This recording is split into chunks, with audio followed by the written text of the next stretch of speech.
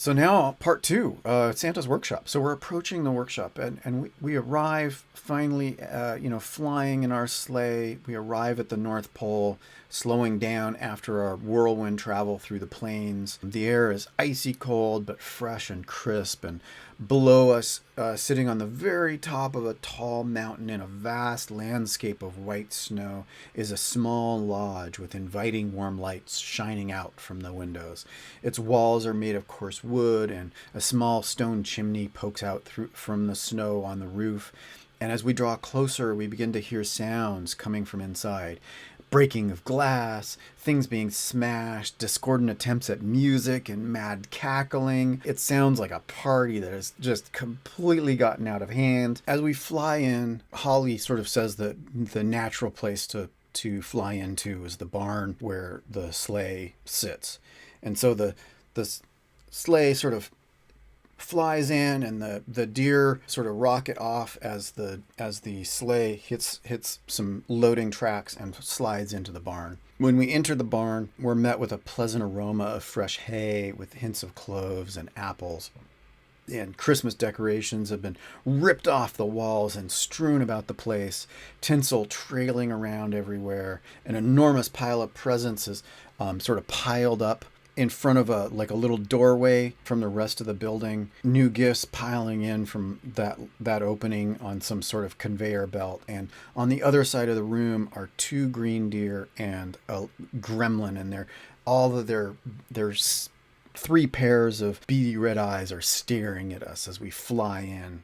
What we see here is that the one gremlin is tearing the Christmas decorations off of the wall and feeding it to the two green deer. As we hop off of this sleigh as the party, Holly sort of hides in the sleigh. All of these guys sort of start to pay attention to us. So roll initiative. So we've got green deer and gremlin this time. So let's see what we got. A 5 and a 10.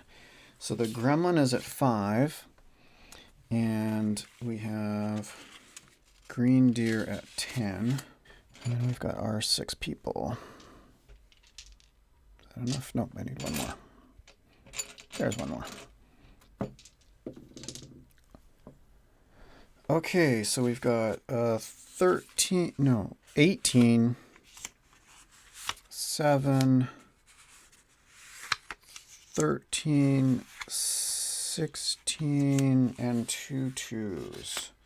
So we've got Tail, Dewlap, Neck, Green Deer, Muzzle the Fox Bard, Gremlin, Talon, and Stifle. Okay, so the first up is Tail, the Wizard Weasel. I think we're close enough. We're just going to maybe run up right to that one. I think we're going to use Firebolt. Range spell attack. Okay, so it's going to be a +5 to hit. And then a 1d10. That's pretty sweet. That is a 4. That is nowhere near enough to hit. AC 13. Yeah, so that's nowhere near enough. Basically what we've got going on here is Tail runs up and tries to do stays back and tries to do a firebolt.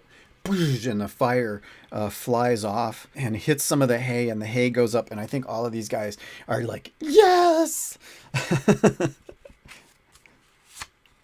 Dewlap is up. So let's see. Dewlap is going to brush up and attack this goblin, I guess, right? I guess, yeah, we're going to try and hit with that great sword. 2d6. Let's give it a try. That's a 12 plus 5. That is plenty to hit, and so we're going to do 9 plus 3 is 12. So, whoa, that was pretty significant. That's already more than half of that goblin. So, basically, Dewlap the Paladin runs up and swings the double-handed, swings the great sword, and just does a nasty, savage strike against that goblin, and it it drips candy canes and whatever the hell else it. I think Neck the Badger Nick the Badger is orange and runs up to this green deer. Yeah, and then does 2-weapon fighting. So we're gonna do hand axe and or the warhammer and hand axe. Probably warhammer and the mace. But we're gonna do that, and it's gonna be a D8 and a D6. D8. Actually, we'll do it that way.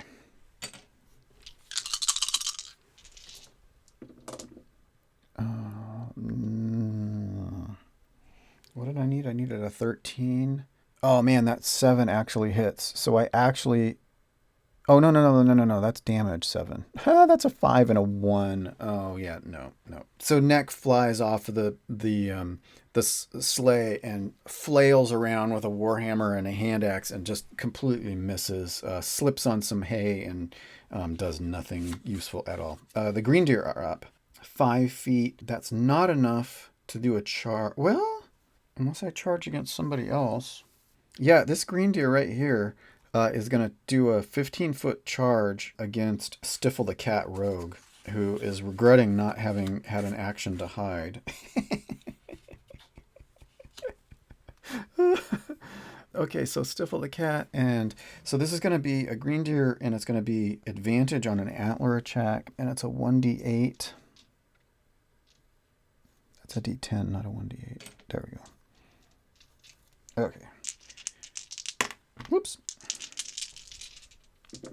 18. That's definitely going to hit. And then it's 3 plus 6 is 9. So Stifle takes 9. Ow. Ow. That hurt. And actually, I did... Neck took 3 damage. I got to remember to do... On D&D Beyond, I can do these. So I'm actually putting the damage. 3 damage to Neck. Stifle the Cat is down to 4 hit points. So I think that this green deer right here is going to attack Neck for a bite. That's not enough to hit. So tries to go in to bite Neck and just misses. And then this goblin... Oh, wait. No, that's a goblin. So the goblins aren't up yet. So those are the 2 green deer. And then so Muzzle the Fox Bard is up. I think Muzzle the Fox Bard runs in... I think we have to do, as a bonus action, 1d4 plus... We've got to do it. We're going to do Healing Word. So we're going to cast that. 1d4... Where'd my d4s go? There's a d4. So 1d4 plus 3 is 5 total. Stifle the Cat is going to get 5 back. And that was a bonus action, so Muzzle is going to go ahead and attack that green deer right here for 2 weapon, and it's going to be a dagger and rapier.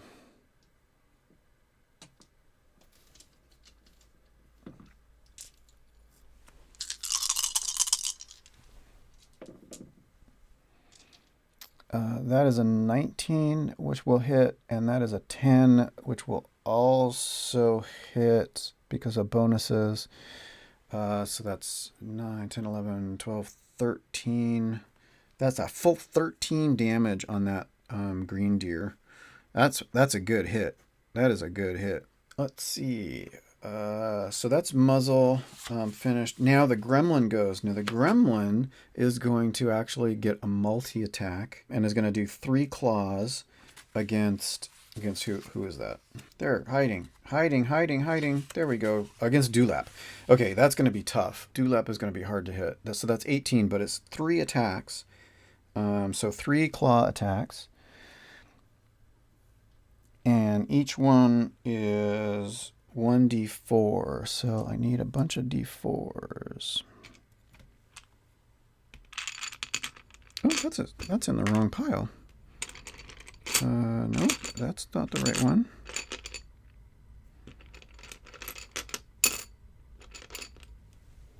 Why am I... There. No, wrong one. There. Okay, let's try this. So 3 attacks with claws.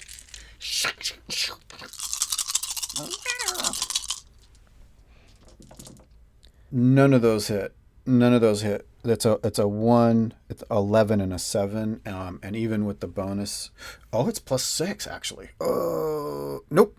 The 11 is not high enough. So just tries to claw at Dewlap the Paladin dog, and the dog just like I think just stands there and like, you're bothering me, boy. Okay, so that was the gremlin, and so Talon the Ranger, I think, is going to Hunter's Mark the gremlin, and then attack, I think, with probably a longbow, right? So it's a, let's see, it's a hit and a 1d8, and then a 1d6 for Hunter's Mark.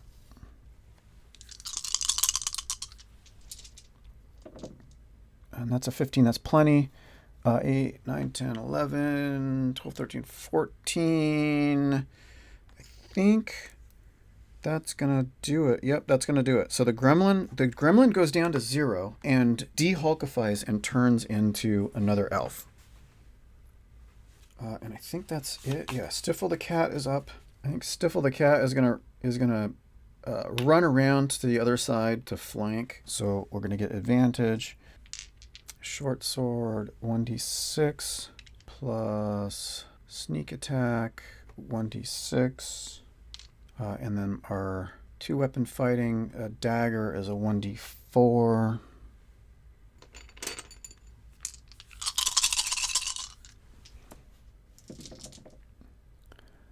That is definitely enough to hit, and actually both hit. So 5, 6, 7, 8, 9, 10, 11, 12, 13, 14, 15. And that's against the second one. So the second one had not been wounded yet. So that's a 15 against that one. So 15 points against that. That's over half, but not enough. So Stifle and Tail the Weasel Wizard. I think we're going to use our cantrip and cast Firebolt. And it's a 1d10.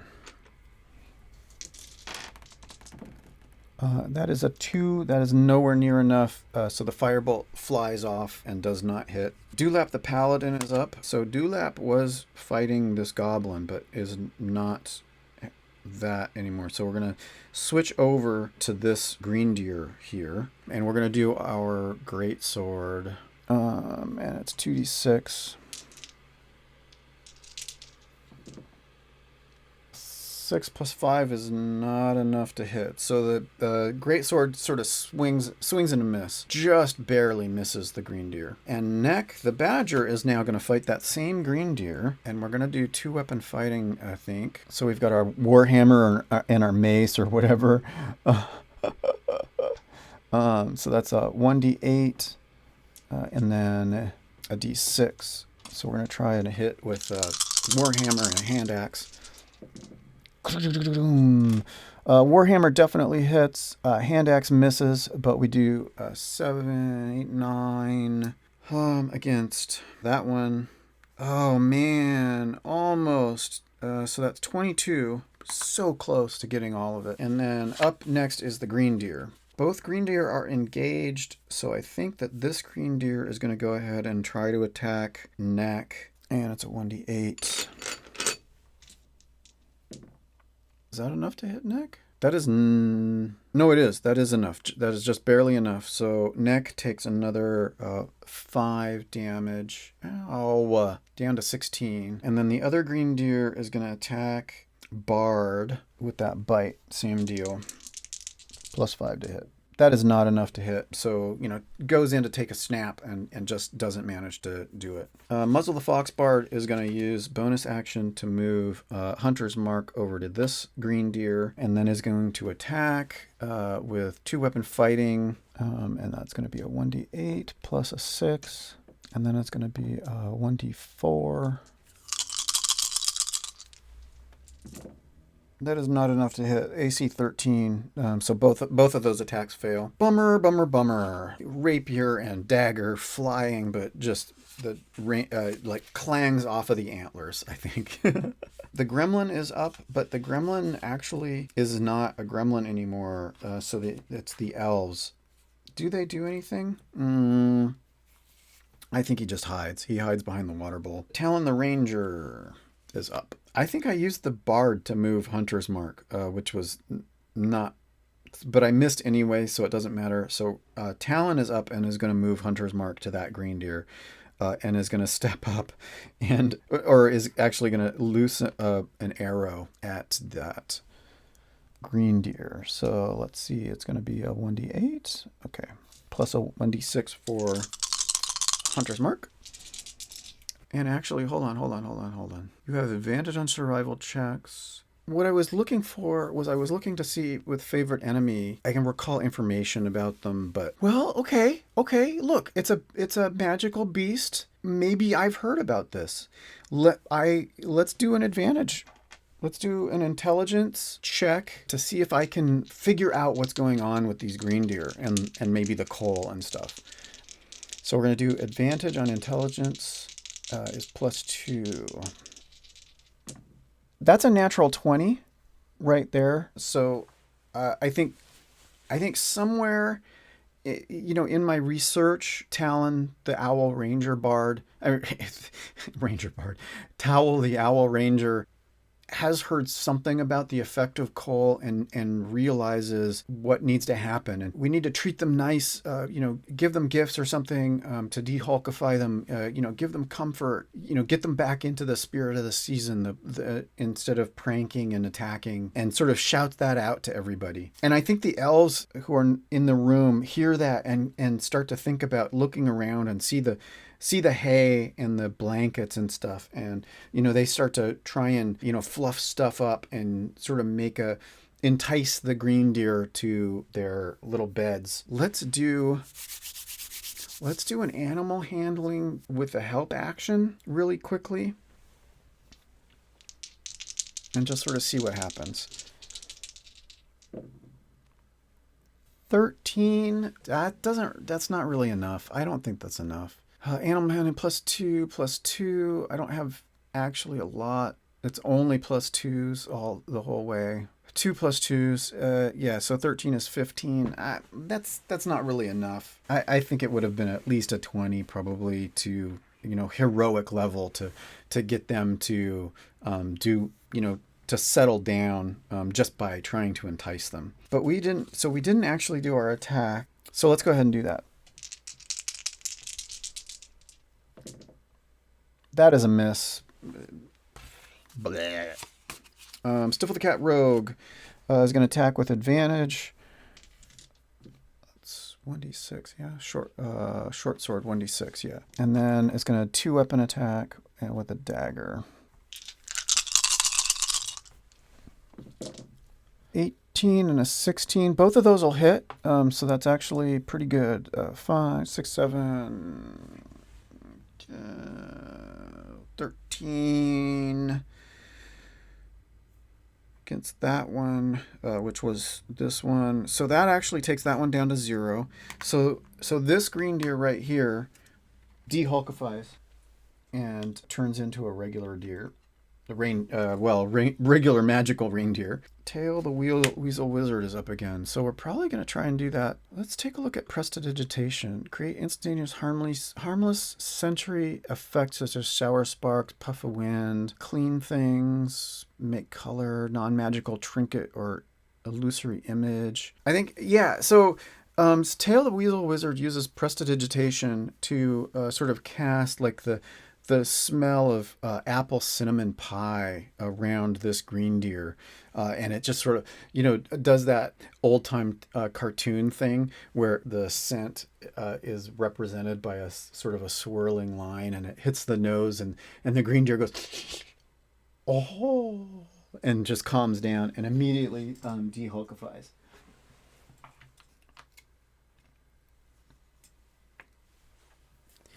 And part of the explanation, now that we're sort of calmed down, we're out of initiative order, we sort of gather together with the elves. I think Talon sort of redescribes what's going on with the coal and how it changes them.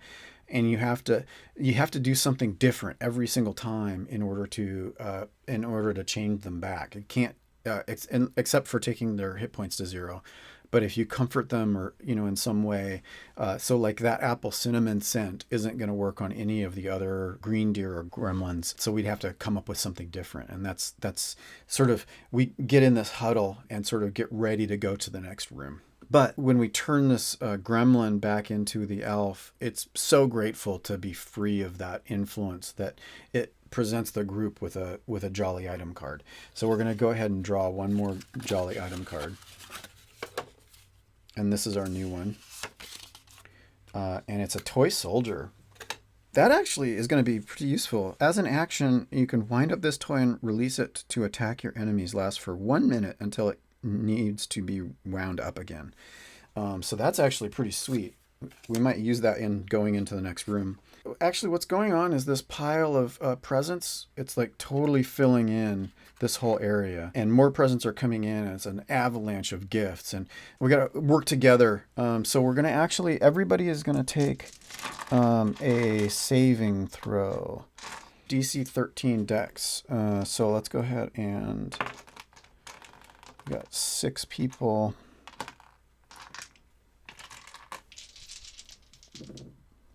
Okay, so Tail gets a 14 plus... well, 14 is enough. So Tail saves. Dewlap gets a natural 1, and so takes 1d6 bludgeoning damage. So it takes 1 bludgeoning damage. So we're going to take 1 and damage. So down to 19. Neck rolled an 8 plus 1 is not enough. So takes 6. Ow, ow, ow. 6 damage down to 10. Muzzle is going to roll a 2 with plus 2 is not enough. So it's going to take some damage. Oh man, it's going to take 6. Ow, ow, ow, ow, ow, ow. A present just totally beans Muzzle on the muzzle. And Talon rolled a 9 plus 3. Oh, missed it by 1. Missed it by 1. So it's going to take 5 damage. Ow. Ow, ow, ow. And then Stifle the Cat, it rolled a 15 plus 3 is plenty. Stifle just totally dodges around the presents. Everybody works together. Some people get beamed on the head by presents, but they manage to sort of get all the presents piled over. There's a curtain, a velvet curtain that they manage to close off so that the presents sort of all pile over here and they clear away in so they can get in actually to this next room.